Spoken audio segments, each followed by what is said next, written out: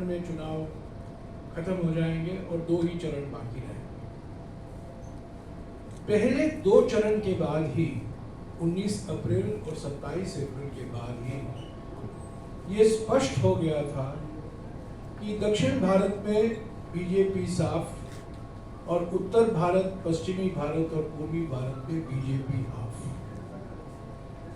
तो इस हाफ साफ के आधार पर 2 चरणों के बाद ही कांग्रेस पार्टी का मानना था कि कांग्रेस पार्टी और इंडिया जनगठबंधन के घटक दलों को एक स्पष्ट और निर्णायक बहुमत मिलना तय हो चुका है 4 तारीख को। और ये जो प्रधानमंत्री हैं, जो प्रचार कर रहे हैं, जो झूठ की महामारी फैला रहे हैं, ये निवर्तमान प्रधानमंत्री के रूप में कर रहे हैं। मैं ऐसा क्यों कहता हूं? ये विश्वास कहां से आया हमको? ये विश्वास आया हमारे कार्यकर्ताओं से, हमारे संगठन के जो बूथ लेवल तक काम कर रहे हैं उनसे जो जानकारी हमने हासिल की, जो अलग अलग जो राजनीति से नहीं जुड़े हुए हैं ऐसी संस्थाएं, नागरिक संस्थाएं की भी हमको जानकारी हासिल हुई।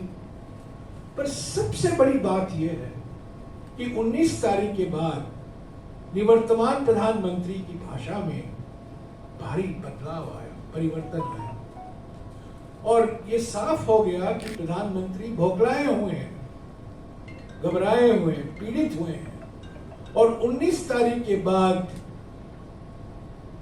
सारे चुनाव के अभियान को उन्होंने एक सांप्रदायिक रंग देने का खूब प्रयास किया और जो भाषा का इस्तेमाल किया वो सिर्फ सांप्रदायिक तनाव बढ़ाने के लिए, ध्रुवीकरण को और ऑक्सीजन देने के लिए, और जिस तरह से उन्होंने हमारे न्याय पत्र और घोषणा पत्र की आलोचना की, जिस ढंग से, जिस भाषा से, इसका मैं जिक्र करूंगा, ये बिल्कुल साफ हो गया है कि प्रधानमंत्री 19 तारीख के बाद और खास तौर से 27 तारीख के बाद उनको भी जानकारी मिल गई थी कि उनका प्रचार का कोई असर नहीं हो रहा है, इसीलिए उन्होंने अपनी भाषा बदली। तीसरी बात जो हमको विश्वास दिलाई कि हमें स्पष्ट और निर्णायक जनादेश मिलने वाला है, ये है हमारा 5 न्याय 25 गारंटी कार्यक्रम, जो हमने भारत जोड़ो यात्रा, भारत जोड़ो न्याय यात्रा के बाद में हमने तैयार की थी। नारी न्याय, युवा न्याय, किसान न्याय, श्रमिक न्याय और हिस्सेदारी न्याय, इन 5 न्याय को लेकर हमने 25 गारंटियां दी हैं। ये बहुत लोकप्रिय है, लोगों ने इसका स्वागत किया है, किसानों ने स्वागत किया है, महिलाओं ने स्वागत किया है, श्रमिकों ने स्वागत किया है, युवाओं ने स्वागत किया है और अनुसूचित जाति, अनुसूचित जनजाति और पिछड़े वर्गों के समाज भी का स्वागत किया है। अगर अभी आपके कुछ सवाल सर, एक क्वेश्चन है, मुख्य क्वेश्चन आपके ऊपर, एक क्वेश्चन, मुख्य क्वेश्चन, आप आरक्षण की बात कर रहे हैं। आपके बिहार के अंदर सीएम विदेश मंडल थे किसी टाइम, उन्होंने उसको मंडल कमीशन का अध्यक्ष, आपने उस रिपोर्ट को लागू नहीं किया। 90 के अंदर के वीपी सिंह ने लागू किया था, इस पर आप बोल रहे हैं। 1994 में नरसिम्हा राव जी प्रधानमंत्री थे, सीताराम केसरी सामाजिक कल्याण मंत्री थे, तब से हमने मंडल कमीशन लागू किया है।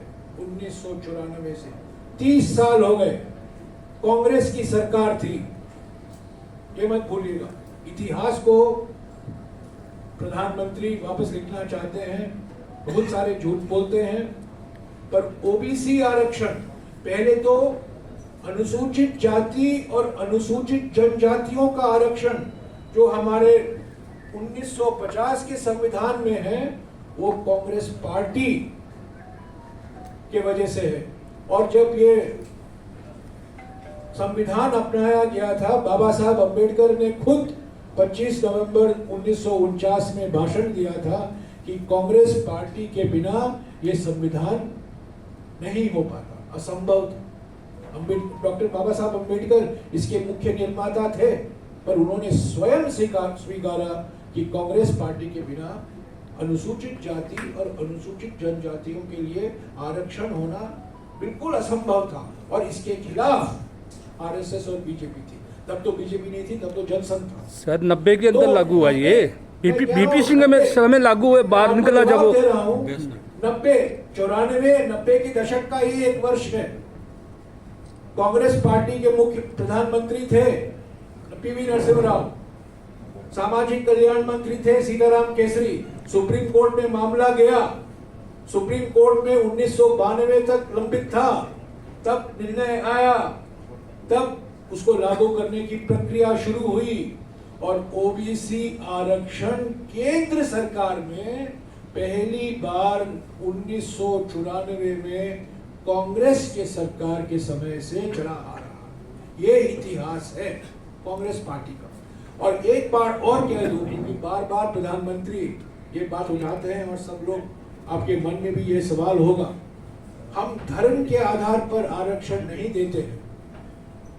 1994 में कर्नाटक की सरकार में जब आरक्षण दिया गया अल्पसंख्यकों को, मुसलमानों को, क्रिश्चियन को, बौद्ध धर्म के लोगों को, जैन को, वो सामाजिक और आर्थिक मानक के आधार पर दिया गया था, धर्म के आधार पर नहीं किया था। आज प्रधानमंत्री कह रहे हैं धर्म के आधार पर दिया गया था, ये बिल्कुल झूठ है। वो दिया गया था सामाजिक और आर्थिक मानक के आधार पर। इसीलिए हम मांग कर रहे हैं बार बार, सामाजिक, आर्थिक और जाति जनगणना करना जरूरी है, क्योंकि उसके बिना एससी, एसटी और ओबीसी, अनुसूचित जाति, अनुसूचित जनजाति और पिछड़े वर्गों को आरक्षण का पूरा हक नहीं मिल सकता।